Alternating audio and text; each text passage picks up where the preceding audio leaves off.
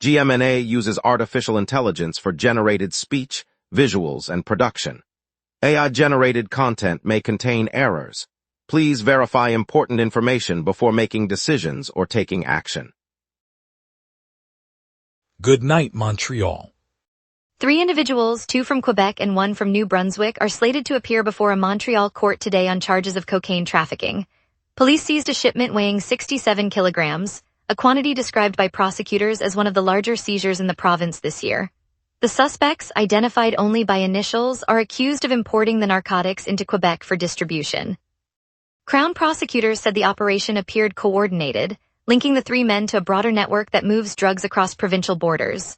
If convicted, each faces a mandatory minimum sentence under federal drug laws. The hearing will be conducted in French, with translation available for the New Brunswick defendant. Authorities emphasized that the case underscores ongoing efforts to disrupt high-volume trafficking routes feeding the regional market. The seizure follows a recent string of interdictions along the St. Lawrence corridor, highlighting law enforcement focus on cross-border smuggling. The historic Place des Arts complex has broken ground on a massive overhaul of its theater building. A $134 million rehabilitation is now underway, slated for the summer of 2028, and will modernize the venue's stages, backstage areas, and public spaces. Officials say the work is part of a multi-year capital plan to keep the city's premier performing arts hub competitive and comfortable for audiences and artists alike. The renovation will introduce state-of-the-art lighting, acoustic upgrades, and improved accessibility throughout the theater. Construction crews are expected to work through the next several years, with the building remaining active for smaller productions during the rebuild. When completed, the upgraded theater building should offer a refreshed home for ballet, opera, theater, and music events that draw patrons from across the island. CN Rail has resumed train movements on the line through Repentigny after the Sunday afternoon derailment that shut down traffic for several days. The company says all trains are now running at reduced speed and are subject to qualified inspections before each departure. The incident, which occurred north of the city, forced an immediate halt to freight operations while crews cleared the wreckage and evaluated track integrity. Officials emphasized that the slower operating limits are a precaution while thorough safety checks are completed. No further incidents have been reported since service restarted, and the railway expects normal speeds to return once the inspections certify the line safe for full operation. The derailment involved a freight consist of 12 cars, and emergency crews worked through the night to secure the site. Because the route is an east-west freight corridor, the reduced speeds are expected to delay shipments for the coming week. Today, the festival Nuits d'Afrique celebrates its 40th anniversary with a vibrant launch that stretches across the city's venues.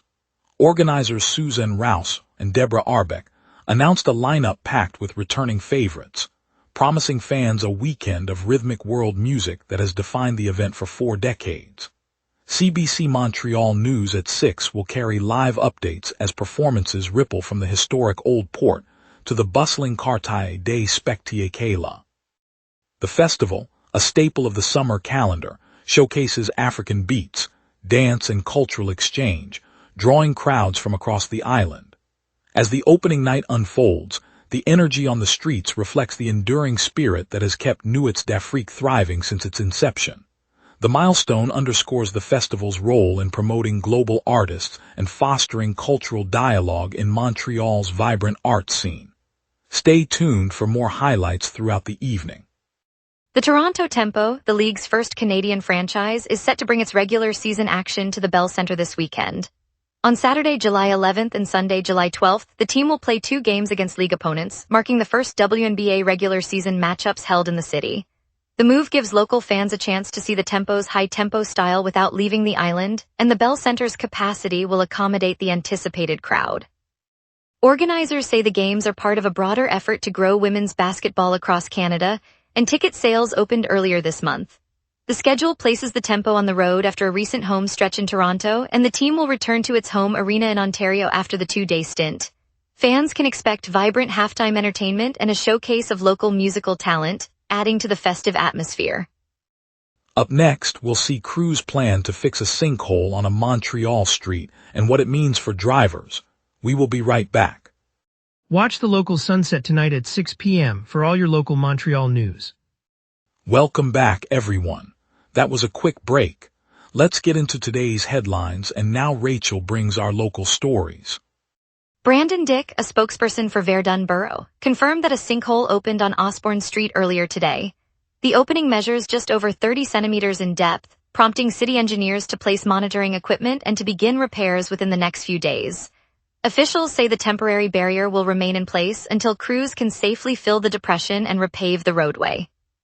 Residents who noticed the shallow opening reported it to municipal services, leading to the rapid response. The City of Montreal's Public Works Department is overseeing the work, emphasizing that the swift action is intended to prevent any traffic disruptions or injuries. Motorists are advised to follow posted detour signs while the site is secured and the repair progresses. Local delivery trucks have been rerouted, and nearby businesses note a brief slowdown in customer flow. Authorities announced that a major stretch of Highway 40 will be shut from the Côte de Lys interchange to Highway 15 for the entire weekend. The closure is scheduled for Saturday and Sunday, July 10 and 11. As the primary east-west corridor through the city, the blockage will force drivers to seek alternative routes across the metropolitan area. Motorists planning trips on Saturday morning or Sunday evening should expect the usual flow to be disrupted while crews perform work along the designated segment. The shutdown affects both commuter traffic and commercial vehicles that rely on the corridor to connect the western suburbs with the downtown core. Officials have not released a specific reopening time, indicating the road will remain inaccessible throughout both days. The shutdown underscores the freeway's role as the city's main east-west artery. From June 1st through 4th, 2028, Montreal will host Olympic qualification tournaments in 4 disciplines: BMX racing, flag football, beach volleyball, and skateboarding.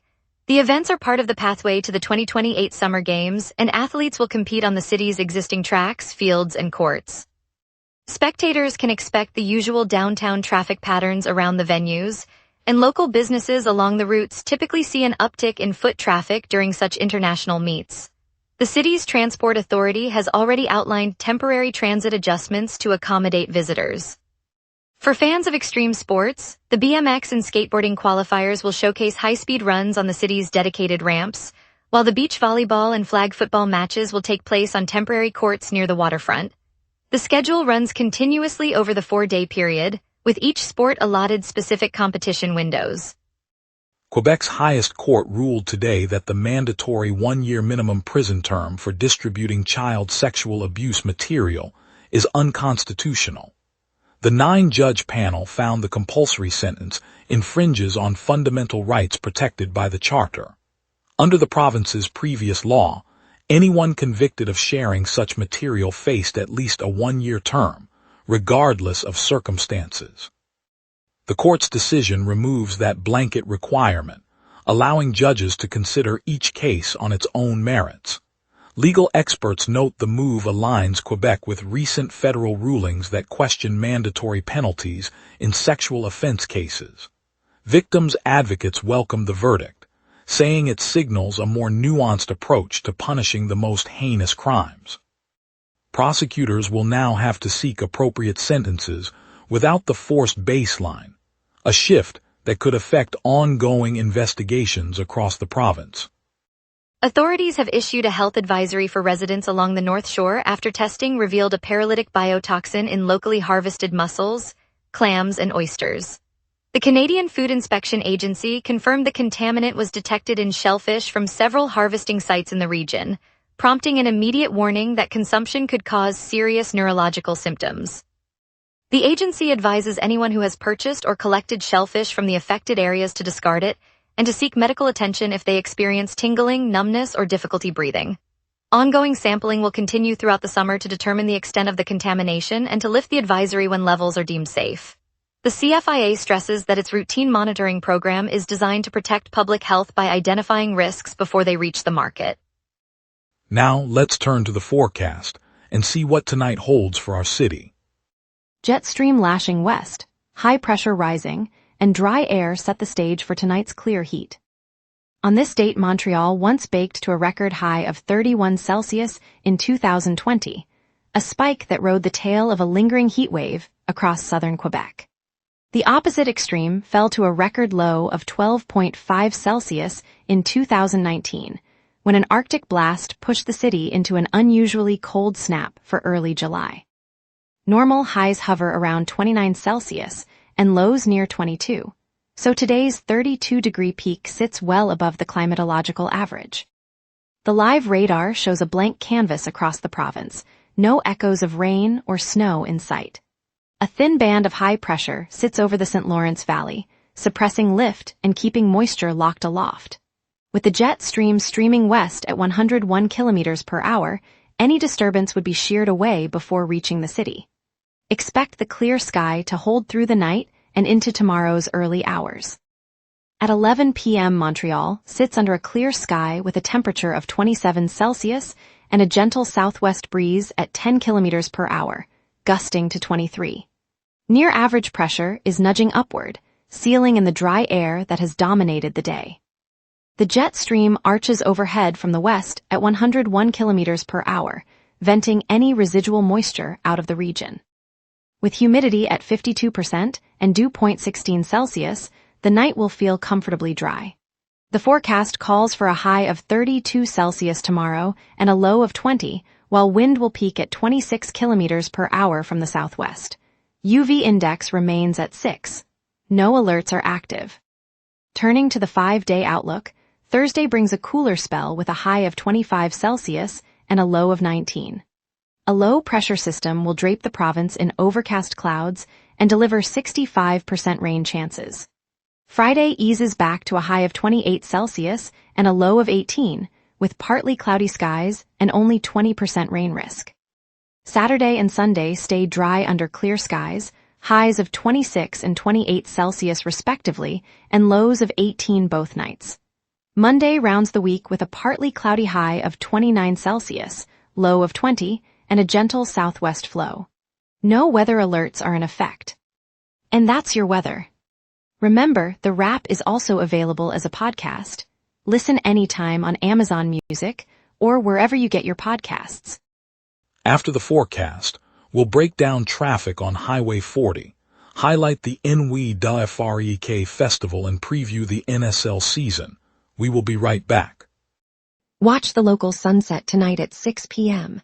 for all your local Montreal news. And now here's Jason with sports. Big money, big goals, and a Hab on the move. Sports is next. The Northern Super League is attracting serious global attention. An international sports firm has pumped $30 million into the 6-team Canadian Women's Pro Soccer League, which is currently in its second season. The NSL fields clubs in Vancouver, Calgary, Halifax, Montreal, Toronto, and Ottawa, according to CBC Sports. Your Montreal Roses put on a show. Evelyn Badu delivered a hat trick as the Roses dismantled the Vancouver Rise 5-1 in Northern Super League play. A dominant performance from Badu and a convincing result for Montreal, per CBC Sports Soccer. A chapter has closed in Montreal. The Canadiens have dealt longtime forward Brendan Gallagher to the Vancouver Canucks in exchange for future considerations. CBC Sports confirmed the move, which signals a roster shift as the Habs continue reshaping their lineup heading forward. From the bustling corner of St. Laurent Boulevard and Rue Saint-Denis, I'm standing beside a modest wooden kiosk where volunteers from the local fire brigade have set up a bright orange safety station. Behind me, the crisp autumn air carries the scent of maple leaves, and a group of schoolchildren from École St. Louis gather around a portable screen displaying a simple, colorful map of the province. The province's new regulation, prohibiting all open-air fires north of the St. Lawrence River, has turned a routine fire prevention briefing into a community celebration. Yesterday, firefighters reported dozens of active blazes in the remote northern forests, prompting officials to act swiftly. Today, the same dedication that once chased smoke now fuels a shared commitment to protect those wildlands. The children watch as a retired ranger demonstrates how a single spark can travel, then hands each youngster a bright red safety badge. Their eyes light up, not from a flame, but from the knowledge that they're part of a larger guardianship. It's a reminder that when we look out for the forest looks out for us. In the bustling heart of the plateau, the chlorine-slick lanes of the complex sportif Claude Rabia are humming with anticipation. Today the crowd watches a familiar figure step onto the starting blocks, Aurélie Rivard, the multiple medal Paralympian who has just added a law degree to her resume. After months of courtroom study, she traded textbooks for goggles, aiming for the 400-meter freestyle at the Canadian trials. The atmosphere is punctuated by the soft splash of water and the low murmur of spectators recalling her record-breaking sprint at Rio. Rivard's coach, a former national champion, adjusts the cap on her goggles, noting the same focused stare that carried her through world championships. As the starter's gun cracks, she launches into the water with a rhythm honed by years of training and a resolve forged in lecture halls. She surfaces at the final turn, arms slicing through the pool, and touches the wall a fraction of a second ahead of the nearest competitor, proof that perseverance can bridge the gap between academia and athletics. Aurélie Rivard's return reminds us that dedication, whether in a courtroom or a lane, still writes its own victories. Thank you, Montreal, for watching the wrap tonight. Our look at the Inouï d'Afrique Festival's 40th anniversary highlighted the city's vibrant spirit, and the update on CN Rail's reduced speed service after the recent derailment reminded us of resilience on the rails. Join us tomorrow for more stories. I'm Peter Miller. See you then.